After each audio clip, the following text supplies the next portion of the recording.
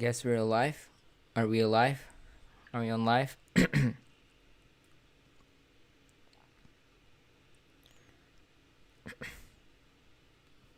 Okay. So we're doing a little bit testing right there. We just do Ooh, no. I almost dropped my phone. We'll just do a little bit of promotion.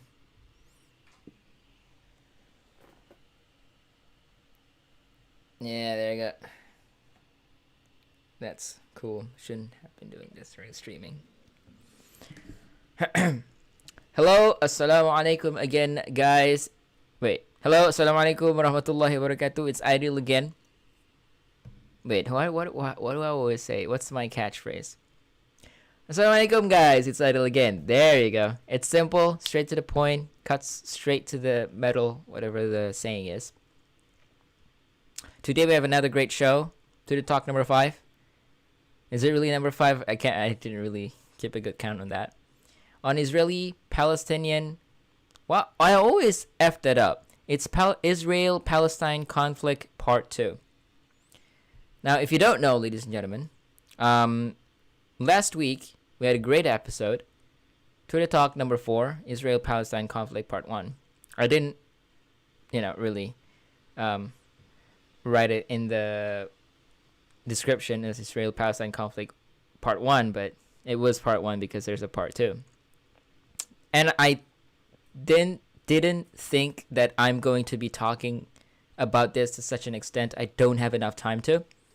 So today we are going to continue with some other points. Before that, I have to turn on the AC. It's really hot. It's really hot. It's really hot.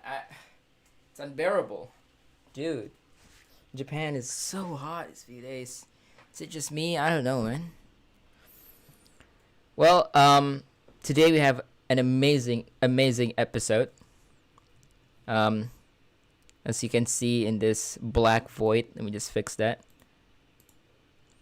Let me just fix that real quick. Oh, no, not that one. That's my that's my stuff. There you go.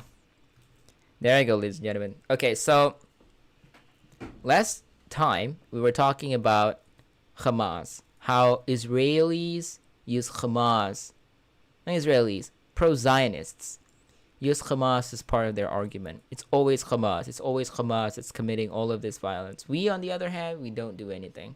That's why Israelis always say, I don't do anything.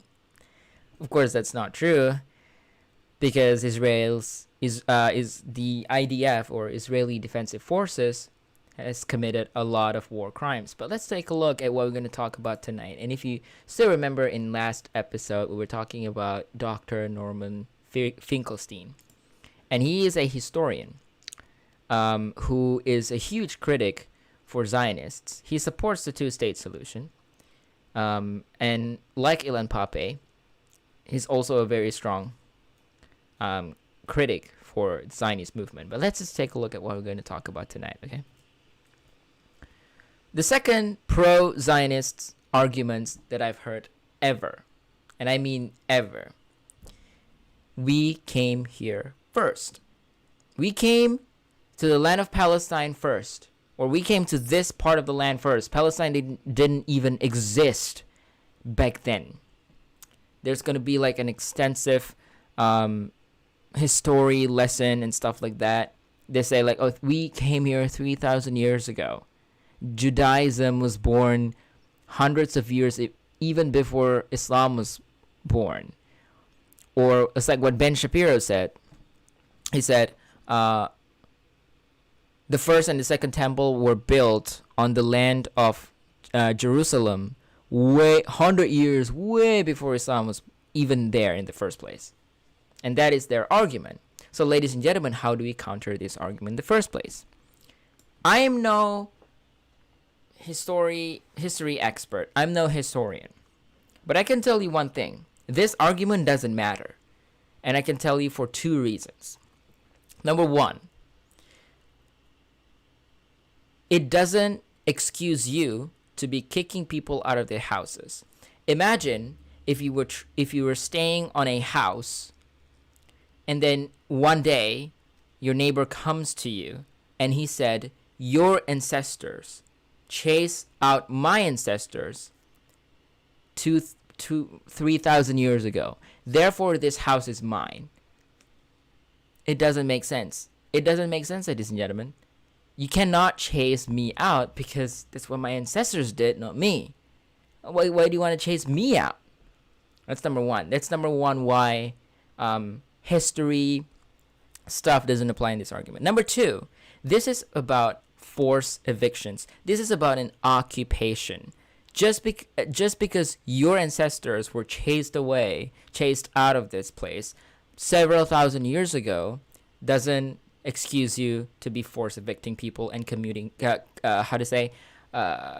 war crimes, forcing people out of their houses. These people who stayed here with children and not giving them any compensation. That's my second point, actually. That sounds like my first point. My second point is, and even if you were trying to chase these people out, give them compensation. Now, I give you for an example. In Malaysia, if you already stay in a place, as what we call as indigenous tribe, right? Let me just spell that out for you if you don't know that. Indigenous, I think is how you spell it. Indigenous. Originating or occurring naturally in a particular place, native, the indigenous peoples of Siberia. So let's just say obviously the indigenous people, they exist on the land way before a government was formed in the first place. Let's just say in Malaysia we have the Ibans, the Kayans, the Kenyah, right? These people, they are there before we are even there in the first place, before a government was even established in the first place. Yet you don't see Ibans coming to me and say, you should get out of this land because I came here first. Now, in Malaysia, let's just say governments want to build something on a plot of land where indigenous tribes are living on. Let's just say because it's a good strategic place, there's a lot of resources, they need to come to an agreement and have a written contract that says that we can build on this piece of land, and in return we're going to give you compensation, a good house, a good privilege. Because you came here first, we want to build there, so we give you a contract. This is textbook 1, 2, 3 ABC. It's a given. You can't just chase people out of their house because of what history tells you 3,000 years ago. Yet you see Israelis, pro-Zionists, they use this argument to say that, we can stay here because our ancestors used to be here and your ancestors chase our ancestors out. The thing is, are you going to do the same thing to these people who have no ties and connection to their ancestors' wrongdoings? Of course, by blood, they're connected to their ancestors, but that doesn't mean their sins are inherited. This is what I'm trying to say. Yet you see lots of Israelis pro-Zionist arguments that use this particular argument in the first place. And I'm trying to find a very good example to that, but most of my examples here are not really that good. Let me just check that for a second, because I think I have a good one.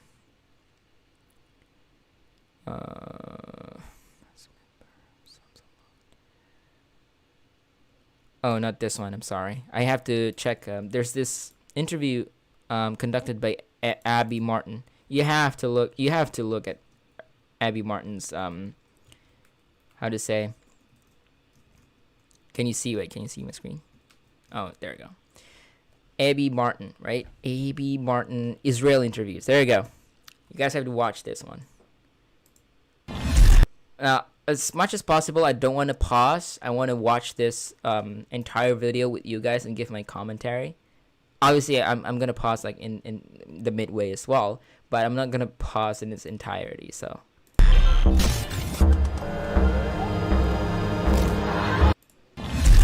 My God, it's tearing my ears. Oh, I forgot. It will freeze whenever I play full screen, right? Oh, it doesn't. Thank God. Thank God it doesn't. On September 12th, an Israeli Knesset party approved a plan to annex all of the occupied territories that would erase Palestine completely. This is considered an extremist solution to a conflict that has spanned decades, and the so-called key to peace in the Middle East. But how do Jewish Israeli citizens feel, those who are not in the government or living in illegal settlements? Last year I traveled around the West Bank to release a series for the Empire Files on the plight of Palestinians. You have to watch Empire Files by A.B. Martin. Okay? Featuring their voices and stories. But I also went to speak to average Israelis in the Jewish quarter of Jerusalem. We're here in Zion Square in Jerusalem, which the government has actually declared to rename Tolerant Square. And we're just going to ask everyday Israelis what they think about the situation. You're American. Where are you from and why did you come here? I'm from New York, and I came here with my family when I was younger to make Aliyah, because it was always my parents' dream to come to Israel because we're religious. So, are you American? Yes. Oh, cool. Why? When did you move here and why? I moved here 11 years ago. My family moved here because this is the country of the Jewish people and the future of the Jewish people, and we want to be here. How old are you guys? 18. Wait, what does that even mean? Wait, what? My family moved here because this is the country of the Jewish people and the future of the Jewish people, and we want to be here. I just feel odd. We want to move here because it's the country of Jewish people and the future of Jewish people, and we want to be here. Well, I mean, I thought it will make more sense to me if she said we want to be here because it's economically good, it's a good place for us and stuff like that. It's not polluted or something. I don't know. We love the culture. No, it's like it's the country of Jewish people, the future of Jewish people. It sounds like it's just Jewish. It's just Jewish. And at the same time, they would say in the arguments, 20% of Arabs live in here. It's not an apartheid state. But also this woman, we want to live here because it's the future for Jewish people only. I mean, obviously, it's a straw man. Like, she didn't say specifically only Jewish people, but by the tone of the way she speaks, like, it's like only for Jewish people. But it's just, I'm judging from her tone and not her semantics. I'm sorry. How old are you guys? 18. We're 18 years old. Now we are here in Israel taking a leadership course, and we're going to the army for a few months to see how life's here. And then we hope to bring back some of this knowledge to our youth movements. So you're like an internship with the army? It's about 2 months, and they show you everything about the army. Israel is a great place. It's a nice place. You should come and visit. It's a nice place. It's a great place. It used to be Palestine. A lot of people like live here happily ever after, but then we came and then we destroyed their houses, forcefully evicting them, and then we live so happily. And there's like in blockades, they don't get fresh supply of water. They don't get specific sources and stuff like that, resources. We live happily ever after, but screw those Arabs, man. Like, really, bruh. It sucks. I hate it whenever like an Israeli say, this place is so nice, it's so safe. Oh my god. It's like you made a place that was safe for somebody, safe for you, but not safe for them anymore, and you just chase them outside of it. It's so bad. I love Israel and I feel safe here. All that misconceptions are not true. Like, there's not people with knives every day, and there's not people exploding. Palestinians? Yeah. No, but pretty much the life here is really good. For people living here, it's just normal to see people in the army walking around with guns. I love how Abby Martin just like intervened there. People with knives every day, and there's not people exploding. Palestinians? Yeah. No, but Yeah. No, but oh no. So, no. No, not Palestinians. No. Just say it. I mean, like, just be honest. Of course, there's no people with knives. There's no bad people. There's no violent people. There's no terrorists. Who? Palestinians? Yeah. No, not we're not racist, but screw Palestinians. They're terrorists. Like, oh, come on, man. pretty I much hate it. the life here is really good. For people living here, it's just normal to see people in the army walking around with guns. and you feel completely safe and protected. I feel like we know who the threat is, and it's not coming from anyone random, as opposed to in the rest of the world that could be anyone.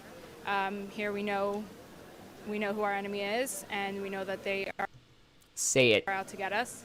Who is the enemy? Who's the enemy? That's a very good question. I don't think it's specifically any nation. I think it's the people that are so interested in being politically correct that they won't actually go after the people that are trying to cover things up.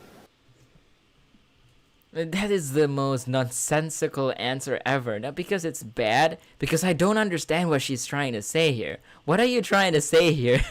Let me just analyze let's analyze what she said, right? Yes. Who is the enemy? Who's the enemy? Who's the enemy? That's a very question. That's a very good question. I don't think it's specifically any nation.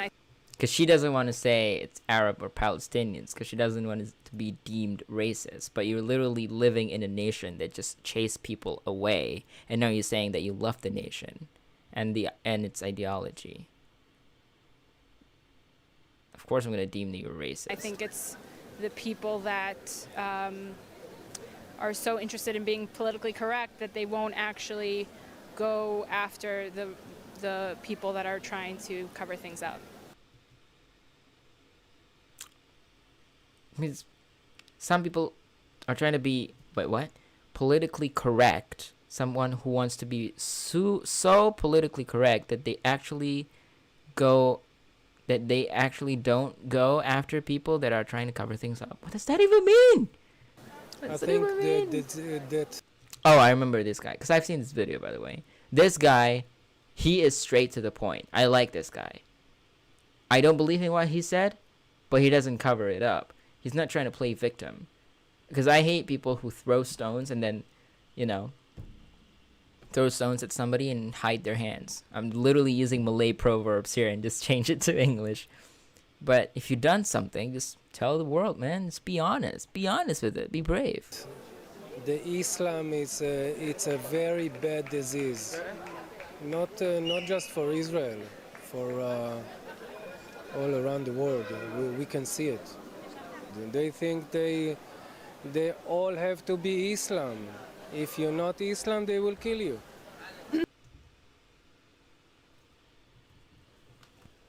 Bro, we got him. At least he's honest. I respect that. At least he's honest. If he doesn't like Islam, like people like this, you can correct them. You know, you can say that no, you're wrong. Islam doesn't do that. We can have conversations with that about that. But instead, it's just like people just hide what their true ideologies are, and whenever you want to have a conversation with them, they would just run away. At least with these people, you can probably have a decent conversation with them. I don't know. I may be wrong. So a lot of Americans don't really understand what Israel's like. We hear a lot of things in the news. A lot of people are sympathizing with the Palestinian plight. Can you talk about what it's like to kind of live in this situation? First of all, it's very hard. First of all, it's really hard living in this huge city with good internet coverage and good water supply, and I don't have to worry about missiles and bombs being thrown at me, you know. Now I don't have to worry about anything. Missiles and bombs are thrown at them by Hamas, but only when they're retaliating. That's what I realized, number one. Number two, they have an Iron Dome. What about Palestinians? They don't have anything to defend them. They don't have an Iron Dome. You throw missiles at them, they can't fight back. They have the right to be more scared than you. Don't pretend that, oh my God, the life is so hard. Like, Israelis literally are deprived of water. They don't have fresh water because Israeli governments are blocking them from getting resources. Literally blockading the whole nation. I'm in an organization. It's called Lahava. It's against that Jews shouldn't marry Arabs. Did you say the organization did what again? The organization is, the thing of it is that Jews shouldn't marry Arabs. Shouldn't marry Arabs. Why do you feel strongly about that? Because Jews is a special nation that God gave it to the Jews, and we don't want Jews to get mixed up together with a different nation. You see, how is this not racist? How is this not racist at all? People say, oh, we're not racist. We just, we love other people too. And people keep saying, oh, 20% of Arabs are literally inside Israel, so we're not really in an apartheid state. People say that you shouldn't call Israelis an apartheid state because literally there's like 20% of Arabs are living in there. So we're not racist. And you have someone like this who says that we cannot mix Jews with Arabs. Like, that's racism. That's literally racism. You believe that Israeli is a country for Jews. You literally said that. How does that even make sense? God, so blood boiling. I think Israelis have to take over, and they have to kick them away. It will be much better not to kill them, just to. No, not to kill them with knives. Don't go there and kill them immediately. Throw them away at some sewer, God knows where. Then they will die there and rot there. Is basically what this guy's trying to say. To go back to Arab countries. You can't deal with these people. There's no need to try. There's no need to talk to them. What we can do is when they do enough harm, we retaliate. That's war, and that's the situation that any Jew who lives in Israel has to deal with. על מה? גם ככה ערבים, מקסימום. אוקיי. בסדר בעברית? פשוט מאוד. צריך להיכנס לשטחים, וכל מחבל שעושה פיגוע צריך להרוג אותו. You and your stupid curly hair, you should just go. Am I ugly shaming? I'm sorry. I mean, that thing is annoying. I keep looking at it. It's like wiggly and stuff. צריך להרוג את המחבלים, ואז הם יפחדו ולא יעשו לנו בעיות, והכל יהיה בסדר. הם יהיו בכפרים שלהם, אנחנו נחיה פה, לא צריך להיות ביחד, והכל בסדר. I think also that every Arab that doing a terrorism attack, we have to kill him, and not because he's an Arab, because he's a terrorist. I think you should also kick out the family, because it all begins with chinuch. I would say Education. Wait, what? You only have to kill the terrorists, but you also have to chase the kick family out because it begins from education. Are they trying to say that every single family in Palestine is like educating the children to be terrorists? The hell? When you literally have organizations that tell your kids and teenagers not to mix with other people of other race because you don't want to be married with them, because like it's a country for Jews only. Only Jews can be in this country. What?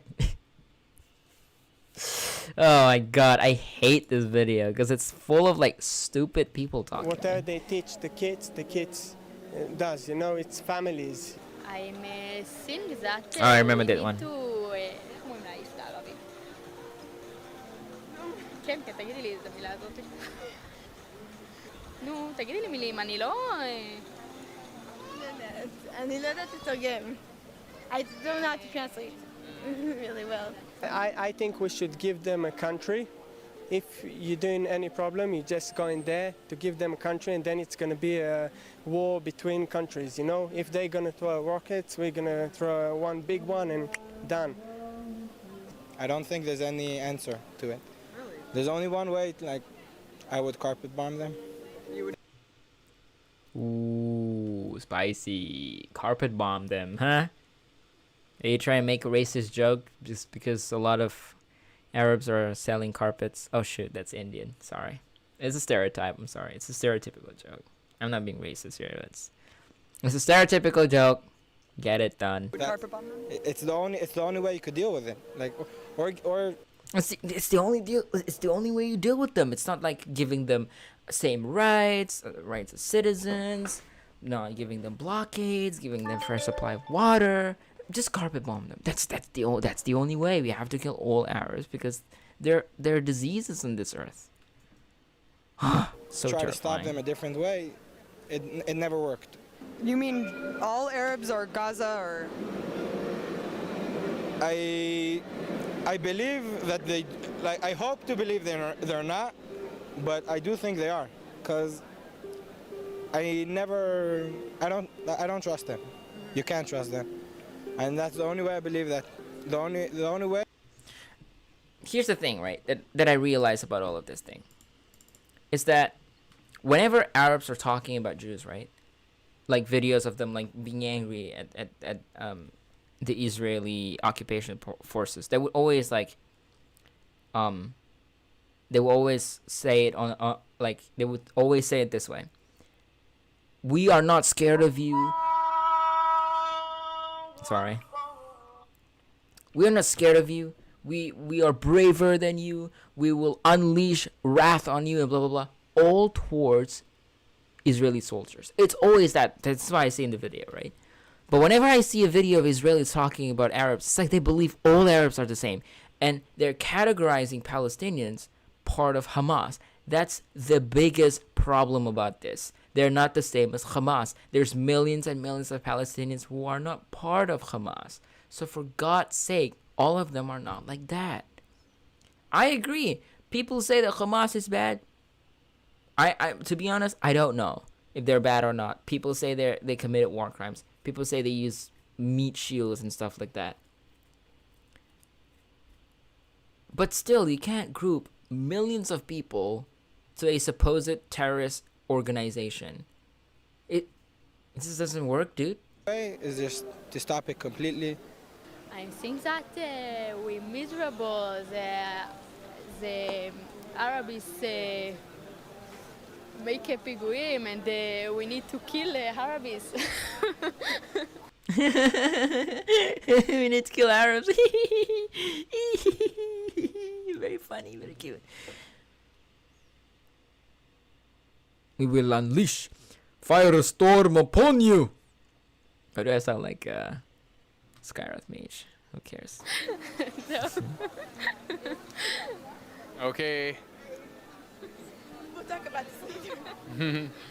All right, cool. Well, there is also. All right, cool, bro. It's like he can't even believe what he just heard from her mouth. I've never heard any normal, everyday Palestinian citizen would say those words like, "We need to kill all Jews. We need to kill Jews." But they say it more.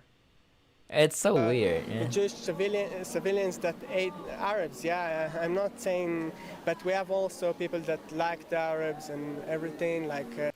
I mean, you look at he's just doing damage control at this point. But we have also people that civilians that ate. Cool. Well, there is also Jewish civilians that ate Arabs. Me. Yeah, I'm not saying, but we have also people that like the Arabs and everything, like Smolanim. I think another thing that the Jews should have rights to hate them.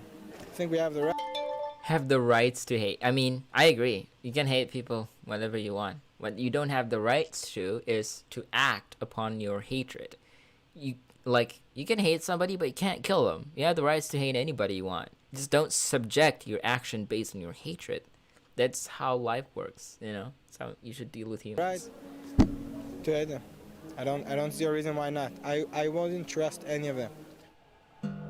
To better understand this mentality, I also talked to Ronnie Barkin, a Jewish Israeli citizen who grew up in the country and is now an ardent critic of the notion of a Jewish state. Like anyone growing up in Israel, I went through the whole indoctrination mechanism. And we are being trained to be soldiers from kindergarten, literally from kindergarten. The moment I realized I managed to sort of overcome that indoctrination, then everything became very clear because the situation is crystal clear. One of the main successes of Israeli propaganda is to convince the world that the situation is complicated. But it's far from being complicated. It's probably... Yes, this is what Dr. Norman Finkelstein said too. The situation is not complicated. Give them back their state. It's done. You shouldn't even have the state in the first place. But they make it seem complicated. There's history, underlying history, human rights, and we're the victims, we're the Jews, we have to find a place to live and stuff like that. And I'm like, what? You're living really peacefully and happily in America. Somehow you want to go here and make a country of your own and chasing people out. I'm not against the idea of people living together peacefully under one state. Why don't you allow Palestine government to take care of you? Come on. Probably the least complicated conflict in the world today. And it's all about basically those who have the power, those who oppress and subjugate and tread over the indigenous people of the land who have been oppressed and subjugated and expelled from their land. And this is what it's about. The situation here is not very different other than the way it is perceived in the world and among Israeli society themselves. They like to perceive themselves as being something else, as being, liberal and progressive and all of that. And I also thought of myself as such until I realized that actually, this is not the case. The case is very clear, and I'm not on the right side of history. And that's when, the moment I managed to overcome this type of brainwashing, then the rest was very easy. The State of Israel is all about creating a place which is for one select group and only that. It's not only the fact that they wanted to take over, to usurp the land and the resources and all of that. It's also about this exclusive nature of the place, that this is ours and only ours. Yes. Even any Palestinian being born in Israel, even if they're Israeli citizens, is already regarded as some sort of a threat to the state. Wow. The need to segregate, the need to separate and not to interact with Palestinians is part of Israeli identity. So we have to understand that Israeli identity depends on denying Palestinian identity and denying either the existence of Palestinians altogether or at the very least denying their identity, their culture, and so on. And also, right after the ethnic cleansing of Palestine, right after the Palestinians were expelled from their homes and became refugees, the very next thing that happened was that there was a concerted effort of mass looting of books and other cultural artifacts from Palestinian homes, which was led by the National Library in Israel. So it's for a reason that when we say existence is resistance for Palestinians, this is true. Just by very existing on their land, this is an act of resistance in itself. Even more so when they actually claim their rights, claim their identity, do cultural work, like produce Palestinian culture, that is an act of war. Wow. After learning a lot in Jewish history and Israel history, I've seen that people make a big deal about a lot of different areas, but if you look back, correct me if I'm wrong, if you look back at the history, the areas, these places are really rightfully ours. If it was any other country. Again, lady. Let's just say for the sake of argument, that was your land. This is rightfully your land. Does it justify you to kick people out of it instead of giving them a suitable place to live? It doesn't make sense. It doesn't make sense. And if you look at the history, let's take a look at the history, right? British Mandate of Palestine. After the Holocaust, right? The British government allowed massive immigration of Israel into the British Mandate Palestine. At that time, there was no just Palestine. It was British Mandate for Palestine. They invited a lot of Israelis to go in. And then after that, British government gave the land to UN to decide who they want to give the land to, Israel or Palestinians. And, they want to make borders. So UN drew a border on that, on the land. And Palestinians accept that. Palestinians accept the solution. But some extremists from Palestine and from Israeli side, they begin to push for more. Oh, sorry. Wait. No. Palestinians did not agree with the two-state solution given by the UN, right? So they fought back because the land was rightfully theirs. So they don't understand, why do we need to give our land to you instead? So they fought back. Okay? Regardless, you can criticize Palestinians' action here is wrong. They should just accept it, the solution. Or they shouldn't accept the solution. Whatever your idea may be, UN gave that land, a piece of land already drawn on the map for Israel and for Palestinians. Regardless if you agree that Palestinians should take the deal or not, let me tell you something.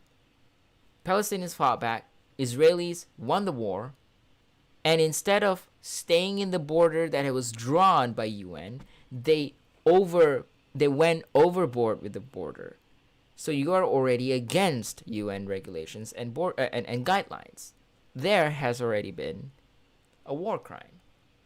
So regardless of the history, lady, it doesn't justify you to kick people out of their houses.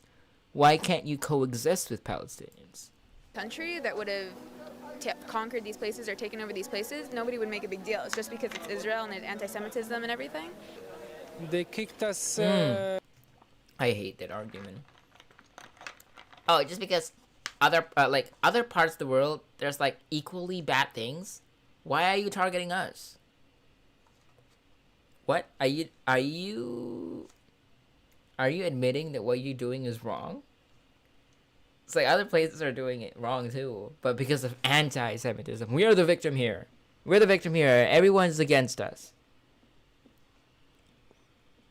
Like, if you remember the analogy I've given you last week, you pointed the stick at the dog bites you. And then everyone's like, why did you do that to the dog? And like, there are other people who get bit by dog too. What do you talk about? Why do you talk about me?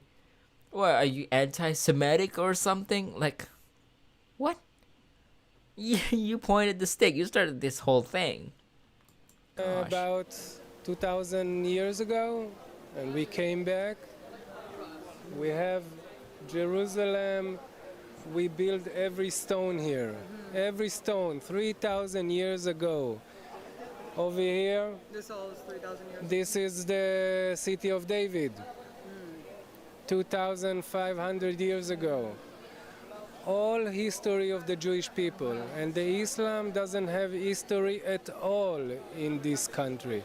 Okay. I think that they should At all. actually look at a history book and look at the progression of history and who occupied Israel, go further back. So if it could be that the Palestinians occupied Israel, that's true, but who occupied that before that?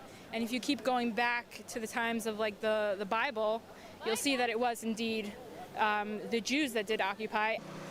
You see? They're using the Bible now. You can't use the Bible as a proof of land. It's like, oh, when you look back and back and back and back. In the end, any land belongs to anybody if you look everything from the to the back. Because we all believe in Adam and Eve. Jews believe in Adam and Eve.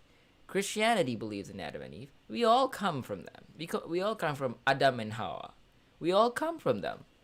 So why can't this land belong to all of us? Huh? Oh, shoot. Huh? Where are the Palestinian people during 4,000 years under the Ottoman? Answer me. Well, I'm the journalist here, so I don't... And how God punished is the sins?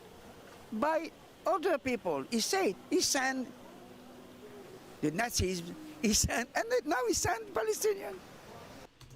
Are you... What the hell? Are you going to equate Nazis and Palestinians? What? Oh my god. Okay.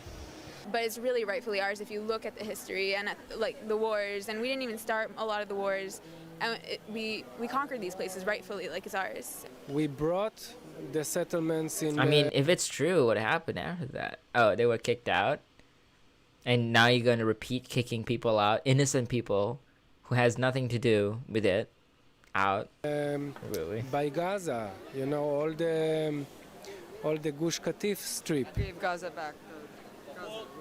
Well, we gave part of Israel. It's not that it's not Gaza. We do things for peace.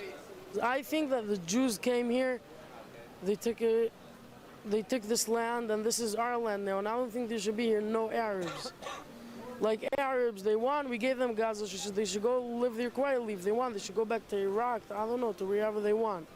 But this is a place that God gave it to the Jews, and We don't want the Arabs to be here. And before they accuse anyone of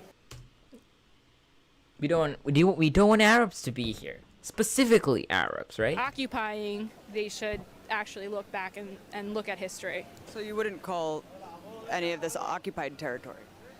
No, I think that whatever deals were made and wars were fought, they took the land, and that's the way things work. I mean, would you call America occupied by Americans because the British used to rule? The people who kicked the Jews out of Israel were the Arabs. 1,400 years later, we come back.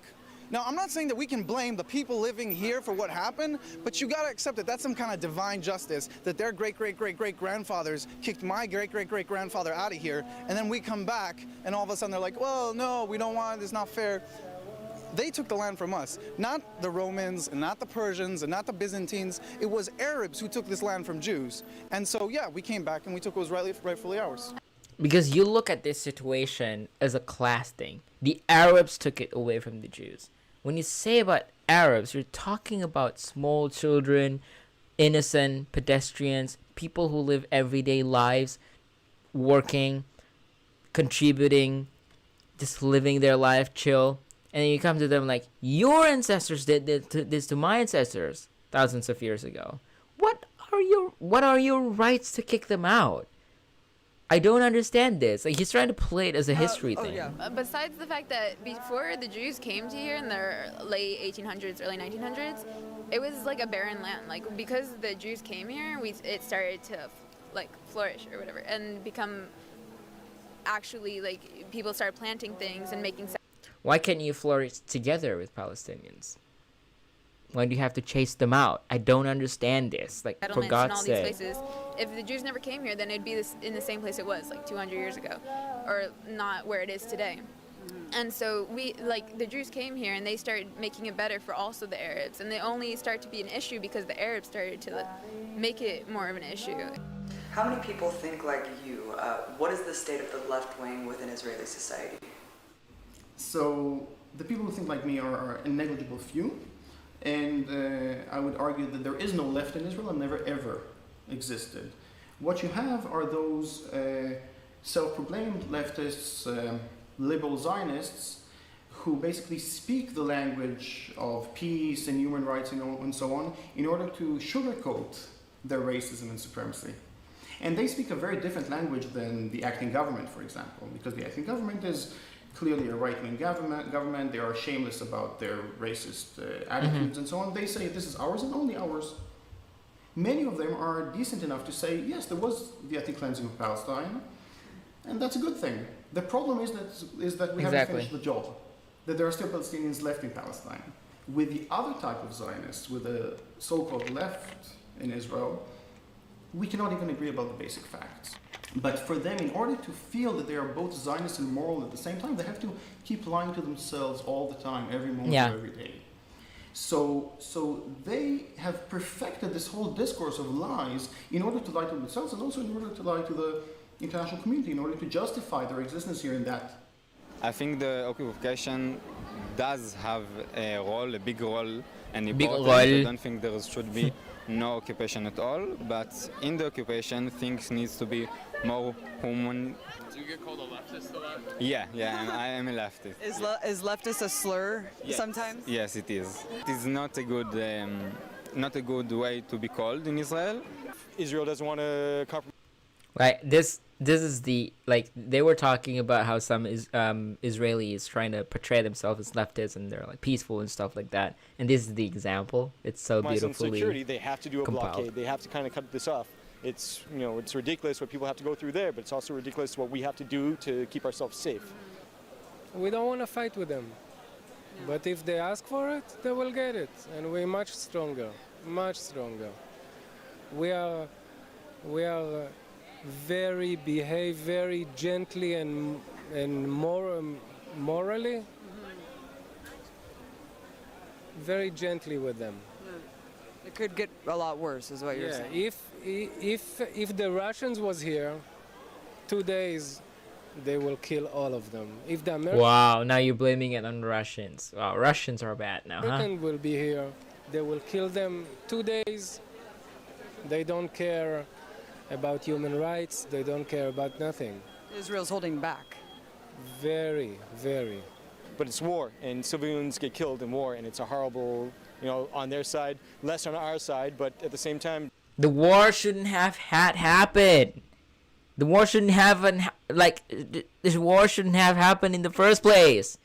Why did the war happen? It was because of you. You want to steal land from them. Like, for God's sake. We put money into protecting ourselves. Well, look, the refugees, their situation is horrible. But no other nation in the world gets the refugee status that Palestinians do. The Palestinians, third generation people, are still considered refugees. I had friends that were Canadian. They went on their passports. They wanted to see what the refugee camps were. They wanted to see what it was all about. They came back. They said it's nothing what I imagined it. Better than they imagined? Or? They said people were driving around with nice cars. People had nice houses, villas, things like that. They thought people were being oppressed, like living in tents. It's like they probably were, like maybe 10, 15, 20 years ago, like in the past. For them, in order for them to be Zionist and moral, in order for them to have a Jewish and democratic state, they needed, first of all and foremost, to create a Jewish majority by force, by driving away the indigenous people from their land. And this is how the state was founded. And immediately afterwards, they created a whole legal system that will make sure that those who have been expelled will never be allowed back, and those who remained on their land, because not everyone was expelled, will never be equal citizens. Unfortunately, what we hear on mainstream media, this so-called discourse or so-called debate between the right and the left is about that. It's about, do we want a large Israel, which is Arab-free, or do we want a small Israel, which is Arab-free? This is the debate that's taking place. Last question. There's this whole international movement of leftists and activists who want to boycott Israel for human rights violations. Being here, seeing that, and what do you just think about that? I think the BDS movement, the leaders of the BDS movement, or everyone that thinks that Israel is bad, if they should read up about the topic, the other side, and they should come here and see how everybody's comfortable.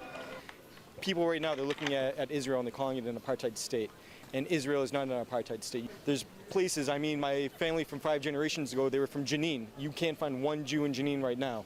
It's oh, yeah. That's another argument. I have to put that in my notepad. Oh, I have 3 arguments here. There's no Jew in Palestine. Okay. You know how this argument can backfire them? The reason why there's no Jews in Palestine, right? There's no Israeli in Palestine. It's not because Palestinians don't want Israelis. It's not because they hate them. There's no proof of that, by the way. But it's because there is no resources in Palestine. Israel is a much bigger country. It's more developed, more technology, lots of supplies of fresh water, food, shelter, energy, with the number 4 most strongest military that protects you from any foreign attack in the world. Obviously, Jews don't want to go to a place that is the opposite of that. And who made Palestine the opposite of Israel? Who made Palestinians live in the worst conditions with no fresh supply of water, with the fear of getting bombarded, getting arrested, and frisked by police? Them. Of course, you as an Israeli will not want to live in Palestine. That is why you don't see Jews in Palestine. It's like, oh, there's no, like, you're saying that Israel is an apartheid state. There's no Israeli in Jenin. But there's Israeli here. There's Arabs here. So that means we're not an apartheid state. Even if we say that, for example, oh, there's black people in America, that means that we're not racist. What? It doesn't work that way. Sorry, it was mosquito. It doesn't work that way. Them being there in your country doesn't mean that you are not racist, because we still don't know if you treat them fairly. We still don't know if you treat Arabs fairly. Totally Jew-free. So if you want to think about a racist apartheid state, it seems it's more, in my opinion, coming from their side. And just a response, I guess, to kind of this international movement, the BDS movement, and also the movement that says settlements are illegal, they're encroaching on Palestinian land. Can you respond to that accusation? I think the response would be two-part. The first part would be very simple. Nobody gives Turkey problems for their settlements in Cyprus. It's an anti-Semitic thing. Maybe they don't know that they hate Jews, but they give us so much trouble. The UN only talks about Israel. What about North Korea? What about Russia? Then the second thing would be to say is that... Even from the UN? Completely from the UN. I mean, come on. You're talking about that we're worse than the North Korean dictatorship? Like, nobody in the world thinks that. So those people in the UN and all these peace activists, I mean, look, she's a woman. She's walking around however she wants here in Israel, right? There's female genital mutilation in Egypt, not very far from here. Why don't people talk about that? I think that...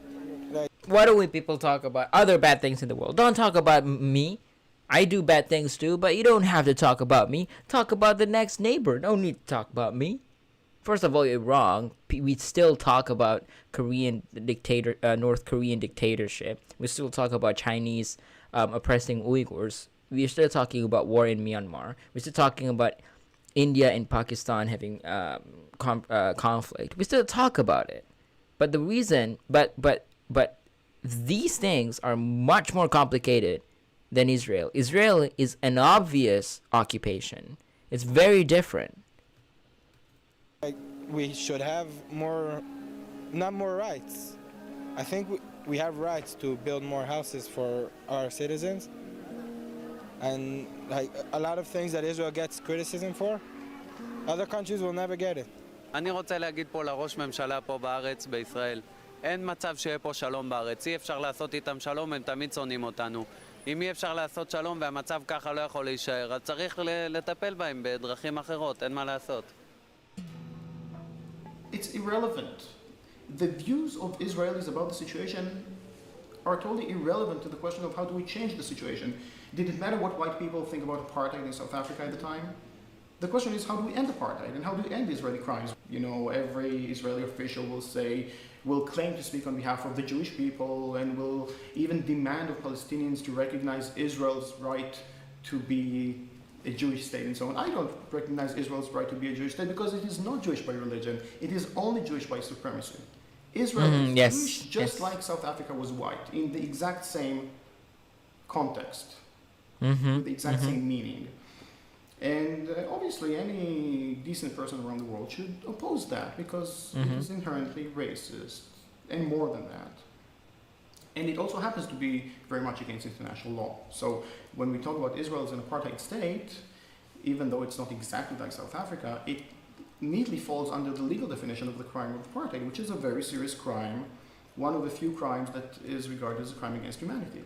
Which means that all countries of the world are obligated to do something against it, not to be complicit in that. Yeah. And what we're coming and saying is, no, there are basic fundamental Palestinian rights that must be respected. Yes. One of them is ending of the occupation, of course, but that's not the main issue. That's part of the issue. The other two rights are equality inside Israel proper, yes, or what we call Palestine 48, and the rights of the refugees, which are being expelled from there since the very foundation of the State of Israel. These are fundamental rights. They must be respected. Three things, right? The rights to end the occupation. There can't be any more expansion of border, which literally is occupation. Expansion of border is okay if you're expanding on unnamed land. But if you're expanding your borders to a land that has already people in it, that is occupation. Number two, give them rights inside Israel, Palestinians who live in Israel, give them the equal rights as a citizen. And number three, if they're refugees and they're running away from Palestine or running away from Israel, give them rights to stay alive. This is all fundamental human rights that are not satisfied by Israeli government. And this is one of the war crimes that they're doing. But nobody addresses this issue. What they're talking is that, other people are doing also bad things when you're talking about me and stuff like that. Of course we care more about the situation because we can see lots of videos of every day of children getting sniped. Snipers from Israeli side shooting children in the head. That doesn't concern you. If that makes you think that, other places deserves more coverage. You're crazy. You're crazy. And now we can debate, we can argue about how do we implement these rights. I'm willing to discuss that. I'm not willing to discuss, should we have equality or not. This is not negotiable.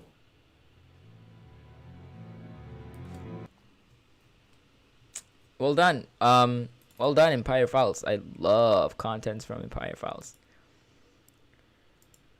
But that's the reality, ladies and gentlemen. It just sucks. Just take a look at the comments. Feels like if you interviewed Germans in 1939 about Jews, they would say exactly the same things. Oh my god.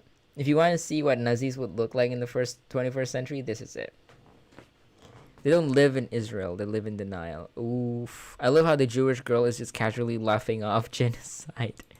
Oh, man. I'm gonna cry, man. Look at how they've indoctrinated people. Even if you hate someone that much, it is very evil to laugh off their death. It is psychotic. They manage to turn people into evil. Well said. Disgusting. Look up the video. How societies turn cruel. It's so obvious that there's brainwashing and indoctrination. Because nobody with a sane mind would ever think of it that way. Killing people is right. Killing citizens, right? This is jaw-dropping. Some of these people are so joyful about their hatred and racism. Isn't it ironic how Jews in Israel became like Germans in the 30s? Yeah. The way they keep saying, God gave us this land, makes me laugh. Lamau, like, yo, I don't know a lot, but I know God ain't no real estate agent.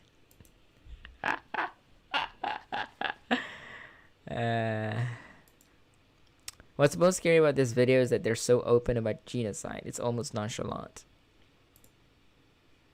Not at all. They're all talking about terrorists. Hamas wants to kill all Jews, then make it all Muslim. Israel is a bastion of coexistence, even with many Arabs in parliament. Sarah Sloan, another Zionist apologist. Let's see the battle here. You're ignoring the fact that they were conflating all Palestinians with terrorists. Find civilian casualties acceptable if they can't take out a single Hamas member. That's very true. Just because you want to kill one Hamas member, you have to kill 5 families with that. Imagine if during a bank robbery, the police chose to just blow up the bank, killing the hostages to kill the robbers.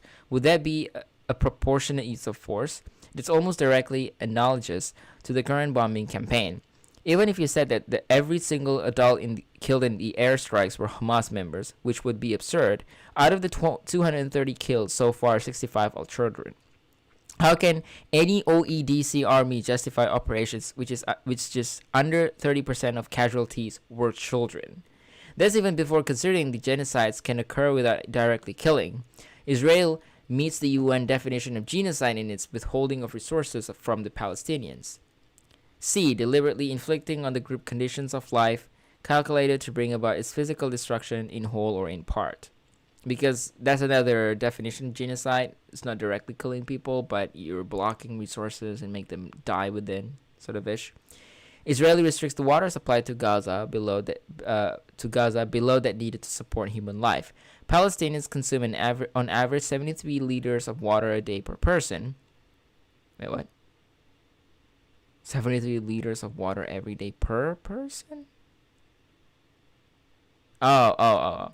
Which is well below the World Health Organization's WHO recommended daily minimum of 100 liters per capita. Just because Hamas is a terrorist organization who have committed war crimes doesn't mean Israel gets a pass on genocide. Well said, brother. And Sarah Sloan never said anything after. I kind of want to see her reply. Yeah, it's okay. Go back to Arab countries. Like these Zionists didn't come to Palestine in 1948 begging for their lives.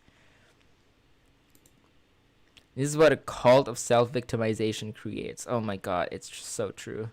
I'm the victim right here. Can you see it? Like, God. You don't even have to argue with them. You just have to let them speak to be disgusted. Oh my, that's so true. Oh my god. Someone commented and now they deleted their comments, I think. I have debated with people over Twitter on they block me or they just privatize their account so that I can't see their content. It's so weird. This is what happens when you teach a whole nation that they're God's chosen people and that they're entitled to more than every other human being. So true. They came from US, UK, Italy, claiming this is their land, and Palestinians don't have the right to live on it because their religion tells them so. Every pro-Israeli should see this video, then that realize that they're supporting a Nazi-like state. Okay, let's see. Okay, there's a full ongoing debate here. That's good. I like to like judge and taking apart. Hi, Ideal. Love from Malaysia. Hey, yo. Hi, yo here. Oh, yo. Daniel Zainal ni siapa tak kenal siapa. Tak kenal maka tak cinta. Korang tahu dari mana ni aku live? Ha? Macam mana korang tahu? Macam mana korang tahu, ha? Okay, I'm gonna go back to...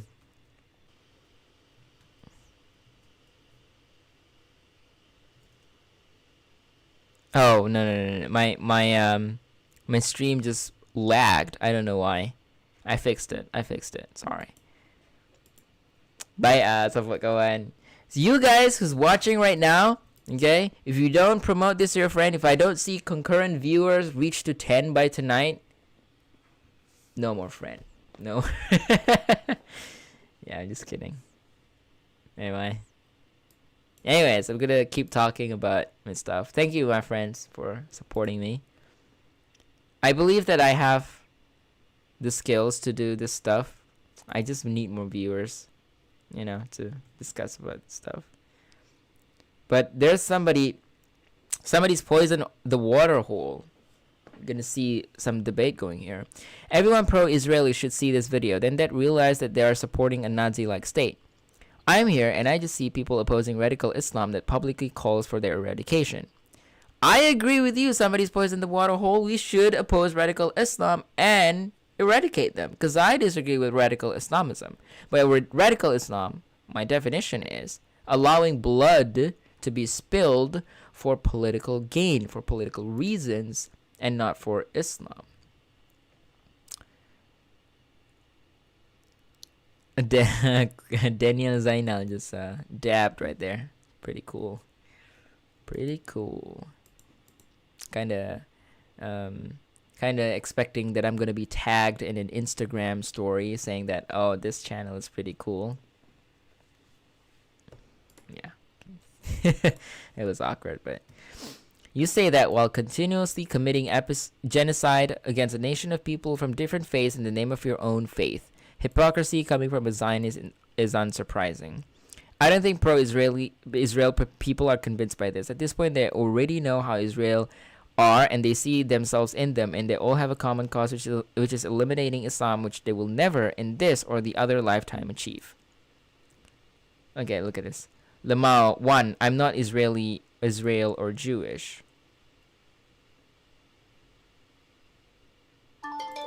2. Israel isn't committing genocide. That's the kind of gross exaggeration that repels people from your cause. And 3, Islam is far more genocidal and oppressive than secular Israel will ever be. There's no proof that Islam is genocidal or oppressive. If you can tell me that, I'll be very happy. They're committing genocide whether you like it or not. It's not a gross exaggeration, you twat. Oh wait, is this from UK? I need to fish out my UK accent. Wait, where is it again? They are committing genocide whether you like it or not. It's not a gross exaggeration, you twat. You seem Islamophobic as fuck and definitely don't look like you can change, so I will lose any more brain cells talking to you.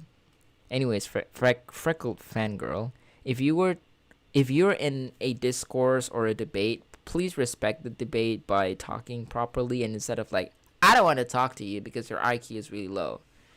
If in a debate you say like, oh, I don't want to talk to you anymore because you are so stupid, you kind of lose the argument, unless the person is completely stupid and won't listen to your argument. So can't you see the irony of calling me Islamophobic with how you just talked about Israel Jews? How? What? She doesn't... What? If you're really interested in what Israelis and Palestinians are like, I kindly suggest you to go to Corey Gil Shuster's Ask Project YouTube channel. He interviews both Israelis and Palestinians and gives great insights on how people are living and thinking. Your opinions, it's your MFR. Let me just edit this in HTML. This is gross. Where's inspect? There you go.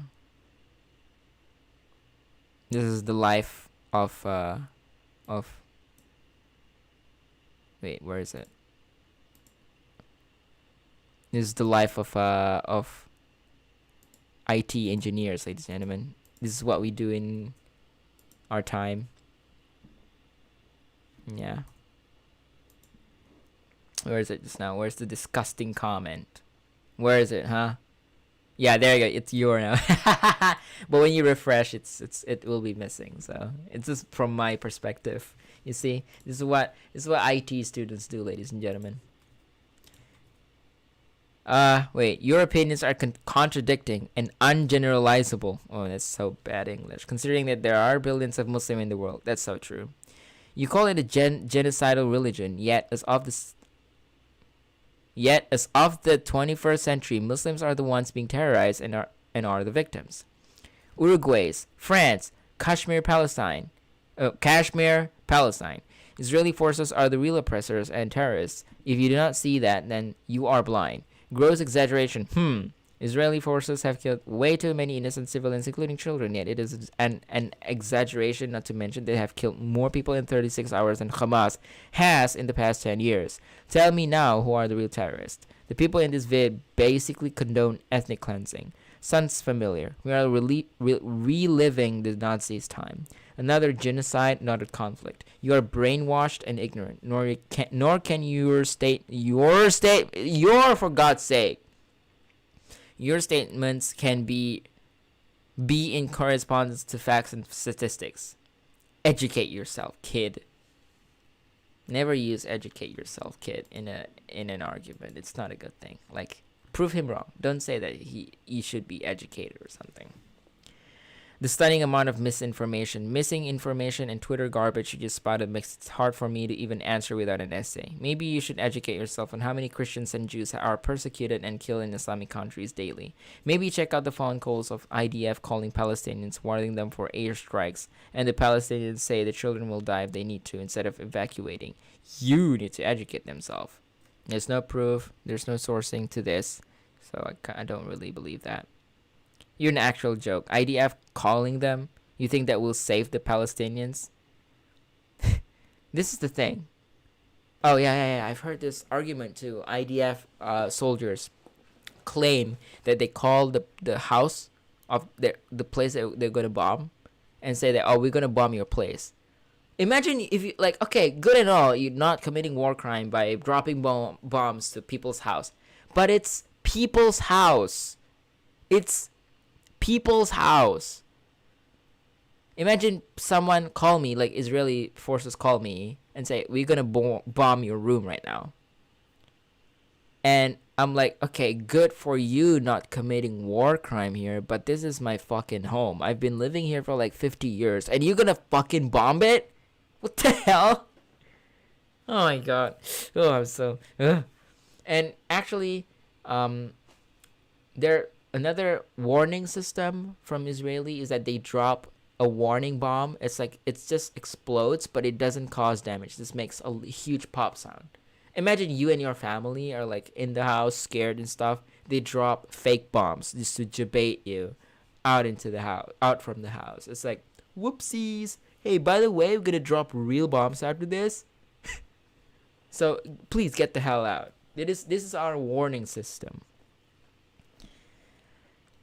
Admit it, you are blind. Gosh, the fact that I'm having to explain innocent children being killed. What about the vid of the IDF soldiers betting on children's lives, or the heartbreaking picture of the IDF soldier holding a gun to a child's head, or the family members these children have lost? Are you so blind as to see that this is going on in front of your very eyes, yet you condone killing of innocents because you are Islamophobic? SMH. Keeping in mind that there are also Christians in Palestine as well, Actions of a minority do not represent a majority. A phone call isn't going to save people from whole Rs rockets and illegal atomic weaponry. You sound dumb. Please, whenever you want to reply, guest 1, 2, 3, can you make it into one comment instead of this 4 dumb comments? If that's what Islamic countries are doing, then they are not practicing Islam. Islam would not condone killing. Killing one person in the Quran is like killing the whole of humanity. There's an actual verse of that. I'm sorry to hear that, and yes, I am aware of what these Islamic countries are doing. That is terrible. I hope you can attain this same energy once you properly educate yourself on Palestine to see that murdering a Palestinian is no more or less than murdering a human. And you say evacuate their homes like they have anywhere else to go. Exactly. This is what I've been trying to say. Their very land is becoming a war zone. Not to mention that there are homes that are also being bombed. So when you say evacuate their homes, are you admitting to the fact that their own very homes could be bombed? What if someone said that to you? I could send you various pictures and videos that prove my points. My girlfriend is an Algerian Islam apostate. I believe you. I believe you have an Algerian Islam girlfriend. So you can spare me the Kidman spiel. A phone call can evacuate a building and prevent lives being lost. Are you stupid?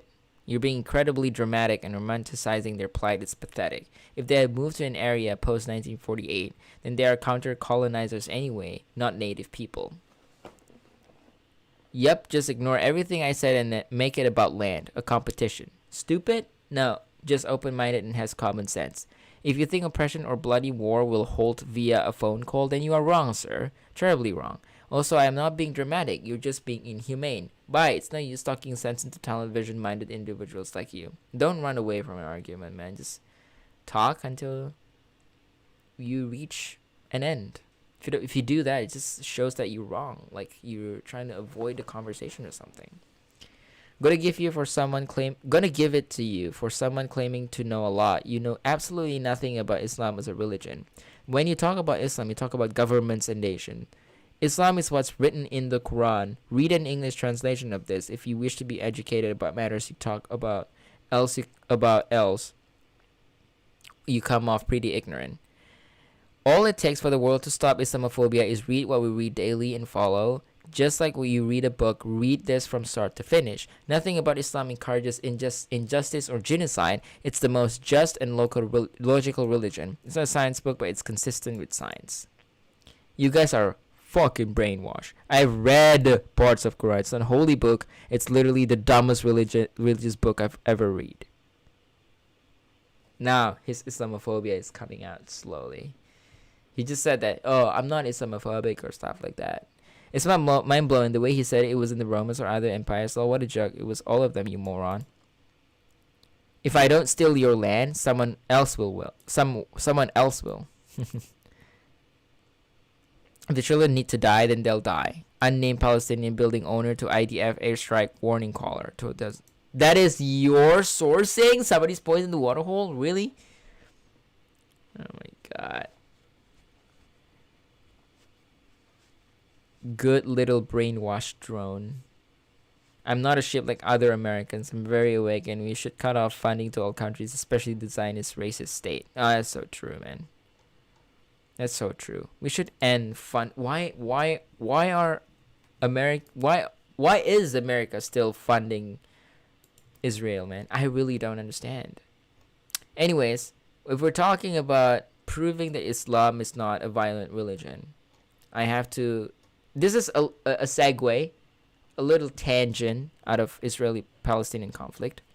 But we're going to look at this guy, right? His name is Mehdi Hassan. And we have to look at the Oxford Union full debate. No. I don't want a full debate. I only want Mehdi Hassan. Is Islam a peaceful religion? So I'm going to watch this together with you guys, and I'm going to end on that note. So I'm very hungry. I need to eat.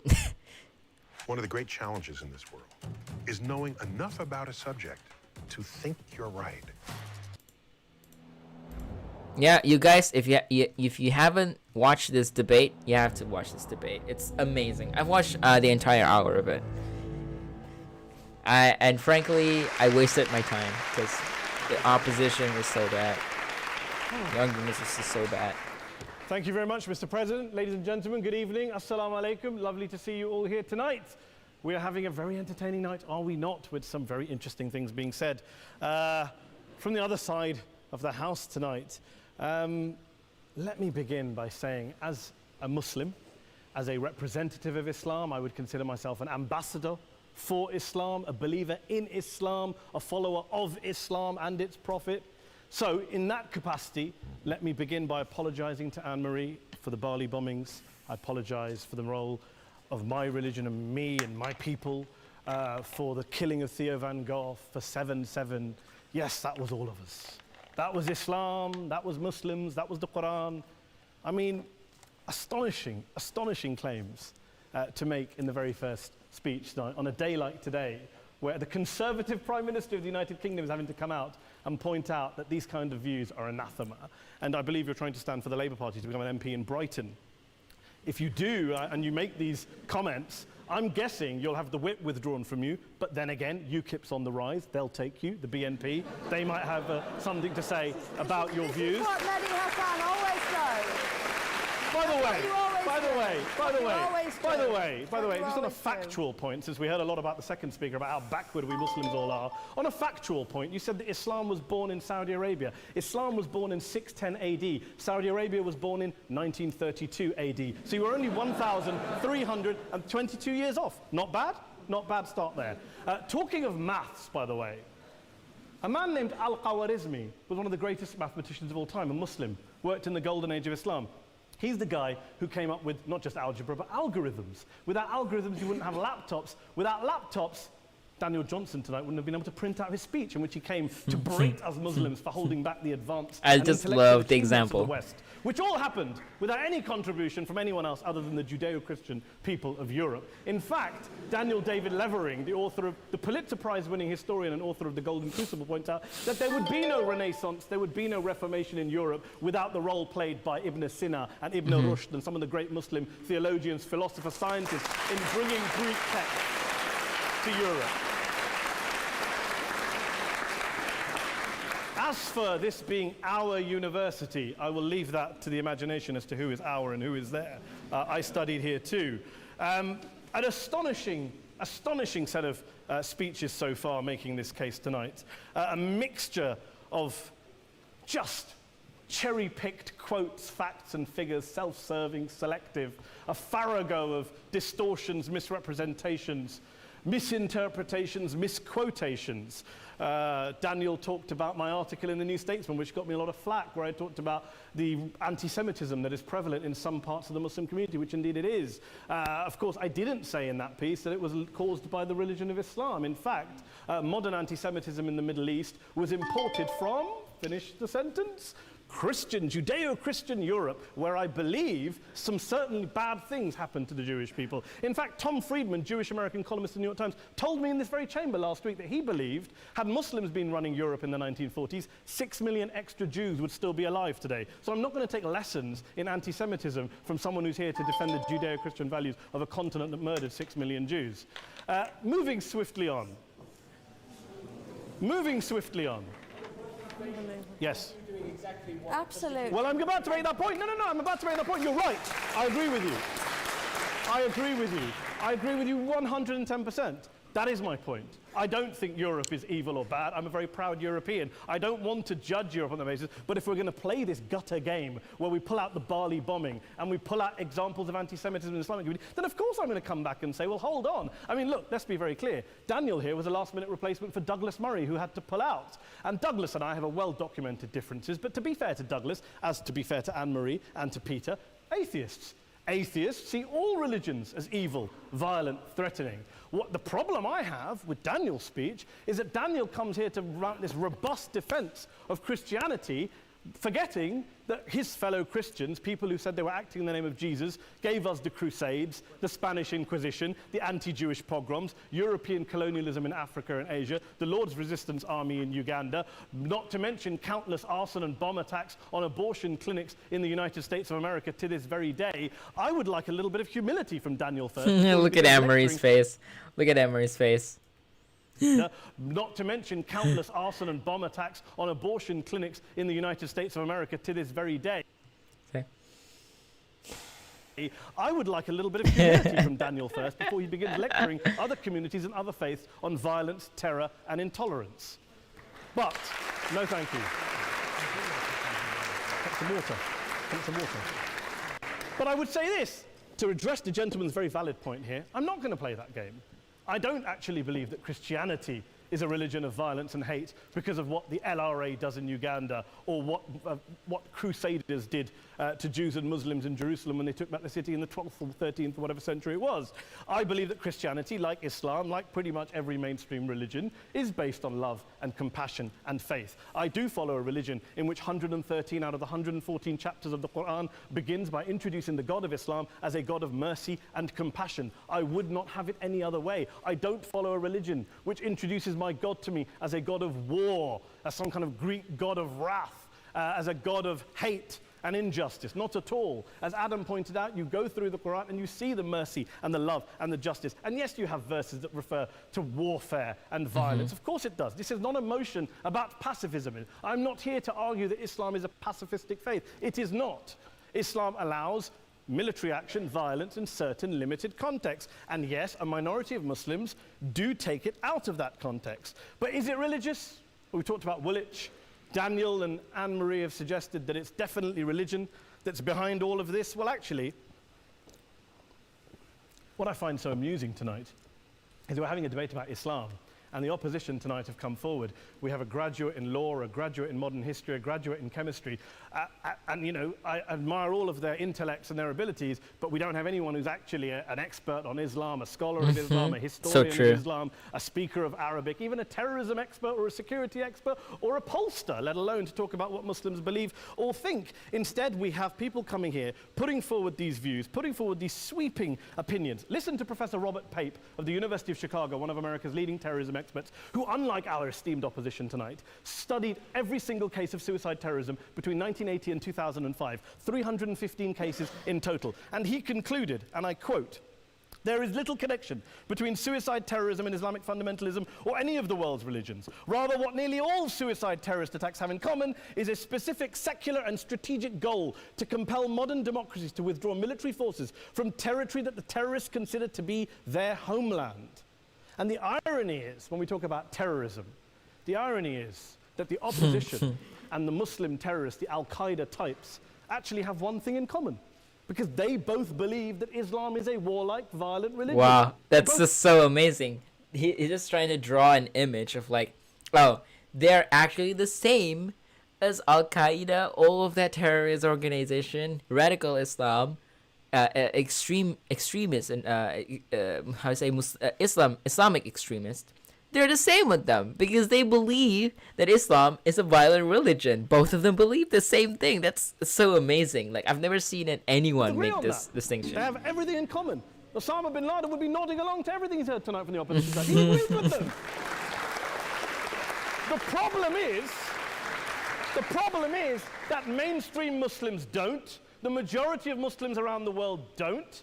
In fact, a gentleman here started quoting all sorts of polls. Gallup carried out the biggest poll of Muslims around the world, of 50,000 Muslims in 35 countries. 93% of Muslims rejected 9/11 and suicide attacks. And of the 7% who didn't, they all, when polled and focus grouped, cited political reasons for their support for violence, not religious reasons. And as for Islamic scholars and what they say, well, Daniel talks about our University of Oxford. We'll go down to Oxford Centre for Islamic Studies, get hold of a man named Sheikh Afifi al-Akiti, who is a massively well-credentialed and well-respected Islamic scholar, who has studied across the world, who in the days after 7/7 published a fatwa denouncing terrorism in the name of Islam, calling for the protection of all non-combatants at all times, and describing suicide bombings as an innovation with no basis in Islamic law. Go and listen to Sheikh Tahir al-Qadri, one of Pakistan's most famous Islamic scholars, who published a 600-page fatwa condemning the killing of all innocents and all suicide bombings unconditionally without any ifs or buts.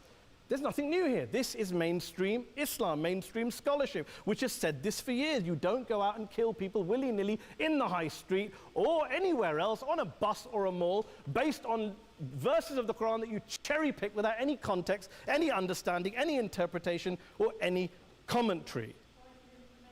Please. Well, it's I didn't say it doesn't happen at all. I never said it didn't happen. I don't blame Islam. Yes, it's a very good point. And a lot of us are campaigning against that. And we're campaigning against it in the name of Islam. We're campaigning against it in the name of various interpretations of Islam. Anne-Marie comes and scares us with her talk of Sharia law. I would like to see the book of Sharia law. It doesn't exist. People argue over what Sharia law is. And you empower the extremists by saying there is only one version. You empower them all. I don't believe you took any interruptions, Anne-Marie, so I think you should stay there for a moment. Here's what we're dealing with. Here's what we're dealing with.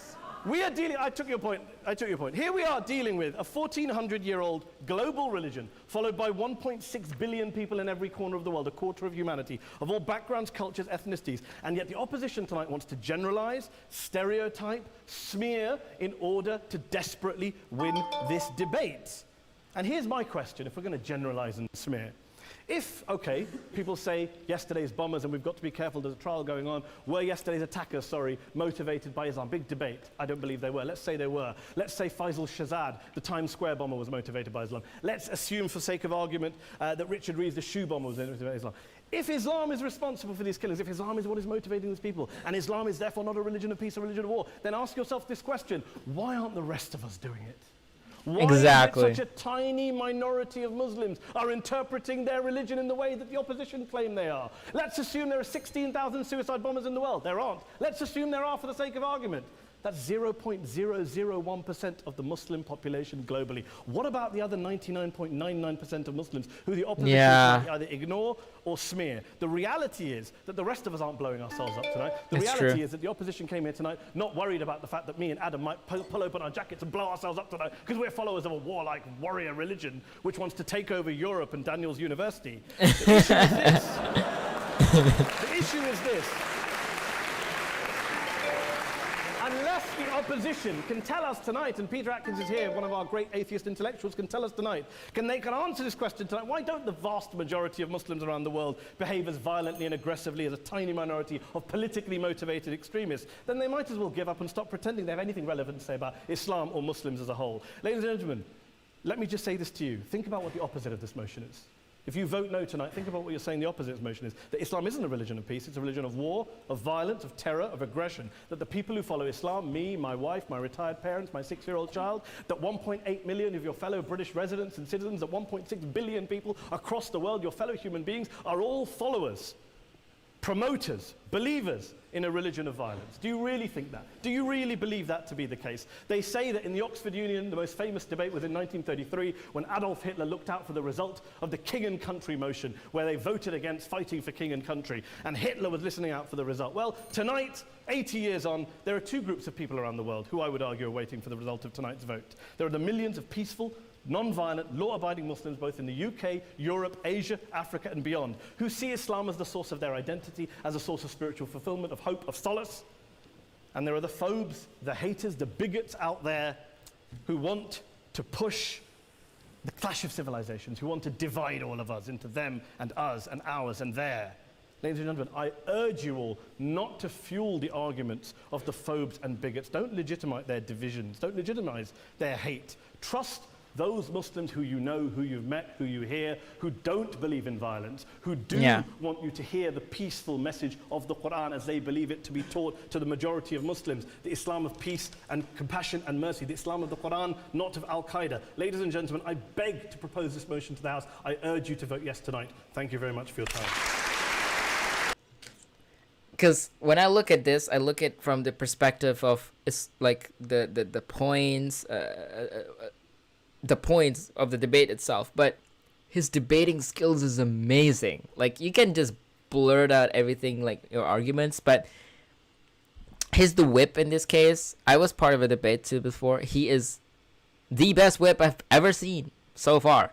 When my teacher, who he taught me how to debate, when my teacher showed me this video the first time, I don't really understand it that much, but when I go home and I look at it and I watch it multiple times, it sort of makes sense to me, like how to be a good whip, you know? This video is super amazing, but it doesn't have anything to do with the fact that we're talking about Israel-Palestine conflict tonight, but I just want to end that video with that, just to prove to you guys that we're not bad people. We're not bad people. We're just, we're Muslims. We follow Islam. That's all. And we were never taught to blow ourselves up or anything. But anyways, I'm gonna end it with that. Thank you so much for watching tonight. Please stay tuned with next week's Twitter Talk number 6. Still talking about Israel-Palestine conflict. Stay tuned. Please like and subscribe. Leave a comment and promote me. Okay? Ask people, your close friends, relatives. Ask them to subscribe to this YouTube. There's a cool guy from Malaysia talking about Israel-Palestine conflict, and he lives in Japan. He's a cool guy, okay? And with that, Assalamualaikum warahmatullahi wabarakatuh. Have a good night.